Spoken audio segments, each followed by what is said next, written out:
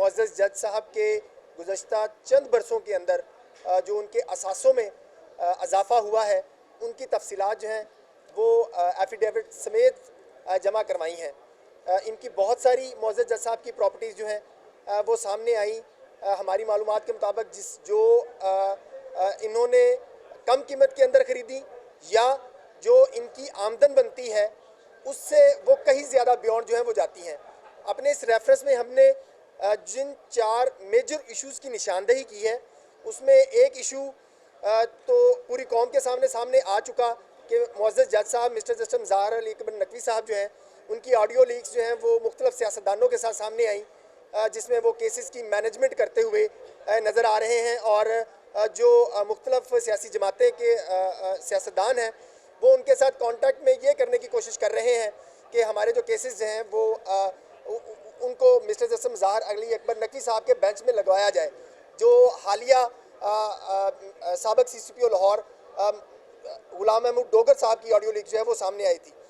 ایک تو ہم نے اس بات کو اپنے اس ریفرنس کے اندر بنیاد بنایا ہے اور سپریم جوڈیشل کونسل سے یہ استدعا کی ہے کہ اس کی جو بھی تحقیقات کی جانی ہے اس کو میرٹ کے اوپر اس کی انکوائری کی جائے، اور اگر یہ آئین کے آرٹیکل 209 کے زمرے میں مس کنڈکٹ کے زمرے میں آتا ہے تو معزز جج صاحب کو ان کے عہدے سے ہٹایا جائے۔ اس کے علاوہ ہم نے اپنی شکایت کے اندر جو معزز جج صاحب کے اثاثوں کی بابت تفصیلات فراہم کی ہیں ان میں DHA فیز 2 گجرانوالہ کا ایک 375 نمبر گھر ہے، وہ گھر کی مالیت معزز جج صاحب نے اپنے سال 2021 کے جو انکم ٹیکس کے گوشوارے ہیں ان گوشواروں کے اندر 3 مرتبہ جو ہے وہ ترمیم کی گئی، اور ہم نے اس میں یہ بات ایجیٹیٹ کی ہے کہ جب پہلی دفعہ اس گھر کی مالیت ظاہر کی گئی اپنی انکم ٹیکس ریٹرن میں معزز جج صاحب کی طرف سے تو وہ 46 لاکھ روپے جو ہے وہ ظاہر کی گئی، پھر اس میں ترمیم کی گئی اور اس کو 60 کروڑ کیا گیا، پھر جب تیسری مرتبہ ترمیم کر کے اس کو ڈکلیئر کیا گیا تو اس کی مالیت جو ہے وہ 72 کروڑ روپے کے قریب جو ہے وہ سامنے آئی ہے۔ اس کے علاوہ معزز جج صاحب کا گجرانوالہ کے اندر ایک الائڈ پلازا کے نام سے ایک پلازا سامنے آیا ہے جو انہوں نے آج تک اپنی کسی بھی جگہ کے اوپر ڈکلیئر نہیں کیا، اس کے کسی بھی جگہ کے اوپر جو ہے وہ اکنالجمنٹ نہیں کی، لیکن وہ معزز جج صاحب کے نام کے اوپر ہماری معلومات کے مطابق کھڑا ہوا ہے۔ اور اس کے علاوہ جو فیڈرل امپلائیز ہاؤسنگ فاؤنڈیشن ہے اس کے اندر 1 کنال کا پلاٹ ہے معزز جج صاحب کا، ایک سپریم کورٹ کی جو امپلائیز ہاؤسنگ فاؤنڈیشن ہے اس کے اندر 1 کنال کا پلاٹ ہے، 2 کنال 4 مرلے کا پلاٹ جو ہے وہ معزز جج صاحب کا گلبرگ 3 لاہور کے اندر سامنے آیا ہے۔ اور اس کے بعد جو سب سے اہم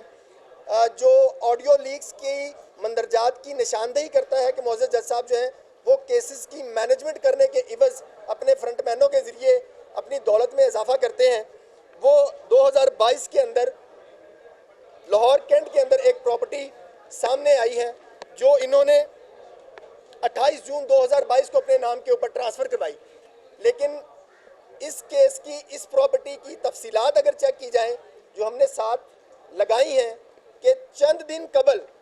یعنی کہ 2 دن قبل اس ریفرنس کا اس پلاٹ کا لاہور کی سول کورٹ سے فیصلہ ہوتا ہے اور اس کے فوراً بعد ہی اس کو اونے پونے داموں کے اوپر مسٹر جسٹس مظاہر علی اکبر نقوی صاحب کے نام کے اوپر منتقل کر دیا جاتا ہے۔ اس کے علاوہ ہم نے اپنے اس ریفرنس کے اندر جو معزز جج صاحب کے فرنٹ مینوں کے ذریعے ان کے جو بیٹے ہیں 2 وہ لاہور ہائی کورٹ میں جو پریکٹس کرتے ہیں ان کی بابت ہم نے یہ ایجیٹیٹ کیا ہے، یہ شکایت درج کروائی ہے کہ معزز جج صاحب جو ہیں وہ اپنے حلقہ احباب کے ذریعے اپنے بیٹوں کے ذریعے ان کی وکالت چلانے کے ضمن کے اندر جو ہے وہاں سے اپنی دولت کے اندر اضافہ کر رہے ہیں اور اپنے بچوں کی دولت کے اندر جو ہے وہ بھی اضافہ کر رہے ہیں۔ یہ پاکستان کی پریکٹس رہی ہے، پوری دنیا جانتی ہے، ہر وکیل جانتا ہے کہ اگر کسی وکیل کی 3 سال کی 4 سال کی صرف پریکٹس ہو تو اس کے پاس کروڑوں روپے کے اور سینکڑوں کی تعداد میں کیسز آنے جو ہیں اس کی تحقیقات ہونی لازمی ہے۔ اس لیے ہم سپریم جوڈیشل کونسل سے یہ استدعا کی ہے کہ اس پورا ایک جو کرمنل ڈیزائنڈ قسم کا ایک پیٹرن ہے جس کے ذریعے معزز جج صاحب کی دولت کے اندر اور ان کے فرنٹ مینوں کے ذریعے ان کی دولت کے اندر اضافہ ہوا ہے اس کی تحقیقات کی جائیں۔ آخری بات جو ہم نے اپنی اس ریفرنس کے اندر اس شکایت کے اندر ایجیٹیٹ کی ہے وہ معزز جج صاحب کے ایک فرنٹ مین ہیں جی زاہد رفیق صاحب۔ زاہد رفیق صاحب وکلا کے حلقوں کے اندر اور بالخصوص لاہور اور اسلام آباد کے حلقوں کے اندر بہت مشہور ہیں کہ وہ معزز جج صاحب کے فرنٹ مین کے طور کے اوپر ان کے بے نامی دار کے طور کے اوپر کام کرتے ہیں. ان کے اثر و رسوخ کو استعمال کر کے ان کے نام کے اوپر کبھی بے نامی دار پراپرٹی خریدی جاتی ہے, کبھی اپنے نام کے اوپر پراپرٹی خریدی جاتی ہے, اور پھر مختلف سرکاری محکموں کے اندر جو سرکاری افسران کی حتیٰ کہ ٹرانسفر پوسٹنگ کے معاملات جو ہیں ان کے اندر بھی معزز جج صاحب کا اثر و رسوخ استعمال کروا کر یہ ان کے فرنٹ مین جو ہے وہ دولت اکٹھی کرتے ہیں, اور اس کو بعد پھر مختلف طریقوں سے یا ان کے بچوں کے نام کے اوپر وہ دولت کسی کیس کی فیس کی مد کے نام پہ ٹرانسفر کر دی جاتی ہے, یا وہ معزز جج صاحب کے نام پہ ٹرانسفر کر دی جاتی ہے. اسی بے نامی دار جس کا میں ذکر کر رہا ہوں زاہد رفیق صاحب کا, انہوں نے معزز جج صاحب کی صاحبزادی ان کے ایک انٹرنیشنل بینک اکاؤنٹ کے ذریعے ان کی 10,000 پاؤنڈ کی ایجوکیشنل فیس جو ہے وہ بھی ادا کی گئی ہے. اس لیے ہم یہ سپریم جوڈیشل کونسل سے یہ ہم نے استدعا کی ہے کہ جتنی جلدی ممکن ہو سکے اس ریفرنس کو اس کی انکوائری کروائی جائے اور اس ریفرنس کی شفاف اوپن تحقیقات کروائی جائیں. جو بھی اس کے اندر الزامات ہیں, معلومات ہیں, ان کی تصدیق کروائی جائے, اور جو دستاویزات ہم نے ساتھ لفظ کی ہیں ان کی انکوائری کروا کے معزز جج صاحب کو جو ہے وہ ان سے جوڈیشل ورک فوری طور کے اوپر واپس لیا جانا چاہیے. یہ پاکستان کی عدلیہ جو ہے وہ اس ملک کے عوام کا آخری سہارا ہے,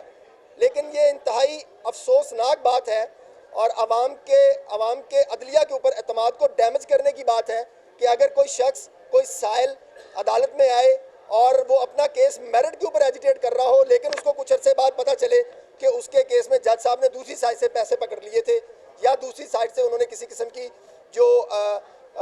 سفارش جو ہے وہ لے لی تھی. اس لیے عدلیہ کے اوپر اعتماد برقرار رکھنے کے لیے ہم chief justice Pakistan mister justice Umar Ata Bandial سے یہ مطالبہ کرتے ہیں کہ اس ریفرنس کی جتنی جلدی ممکن ہو سکے تحقیقات کروائی جائیں, اور جب تک یہ تحقیقات نہیں ہوتی مسٹر جسٹس مظاہر علی اکبر نقوی صاحب سے کوئی بھی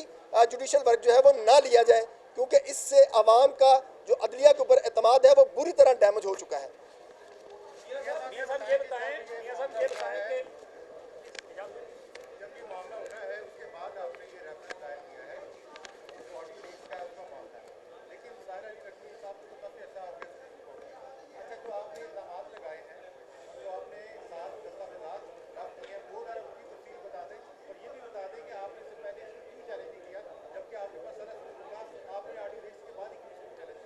کہ آڈیو لیکس کے بعد چیلنج کرنے کی ایک بنیادی وجہ صرف یہ ہے کہ ہم گزشتہ 1.5-2 برسوں سے بلکہ سے زیادہ برسوں سے دیکھتے آ رہے ہیں کہ سپریم کورٹ کے اندر ججز کے اندر ایک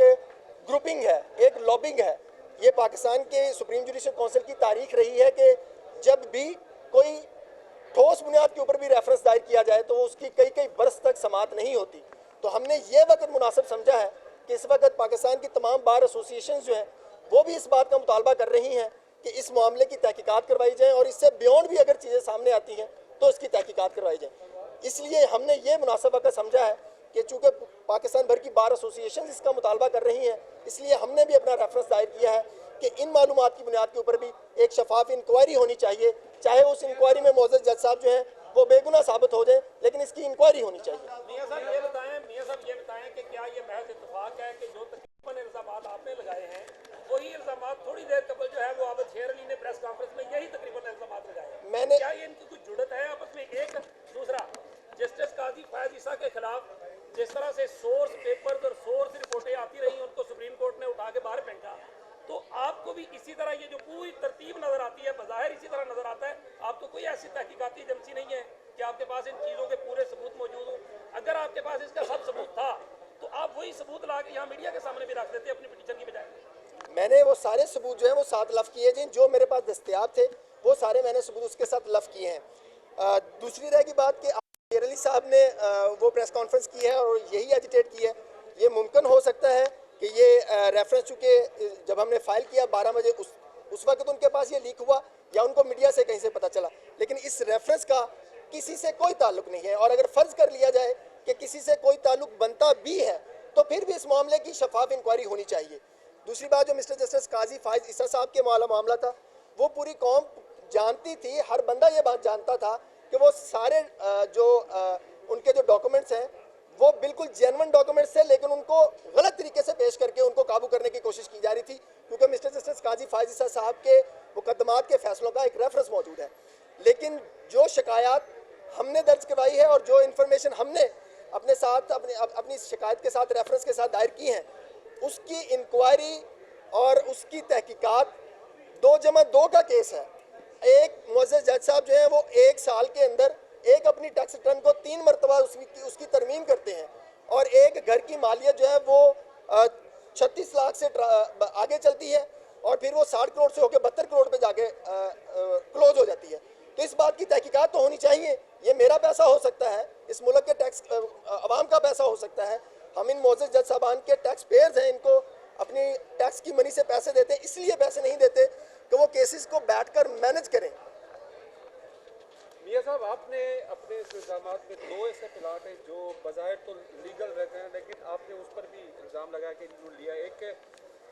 federal government employees housing society, اس میں صرف ان کو نہیں بہت سارے ججز کو پلاٹ ملا، وہ کیس چل بھی رہا ہے. سپریم کورٹ بار کی سوسائٹی ہے، اس میں بھی ججز کو ہے. تو یہ 2 پلاٹ آپ کس طرح سے غیر قانونی کر رہے ہیں اپنے ریفرنس میں؟ اگر سپریم کورٹ سمجھتی ہے کہ ججز یہ پلاٹ لینے کے اہل ہیں اور ان پلاٹس کو لینے میں کسی قسم کا کوئی انفلوئنس نہیں ہوا، تو ہمارے اس الزام کی حد تک سپریم جوڈیشل کونسل جو ہے وہ رد کر دے گی. لیکن کسی ایک ٹیکنیکلٹی کی آڑ کے اندر یا کسی ایک الزام کی آڑ کے اندر جو باقی ساری دستاویزی شہادتیں ہیں ان کو برش نہیں کیا جانا چاہیے. اس کی شفاف انکوائری ہونی چاہیے. Thank you sir.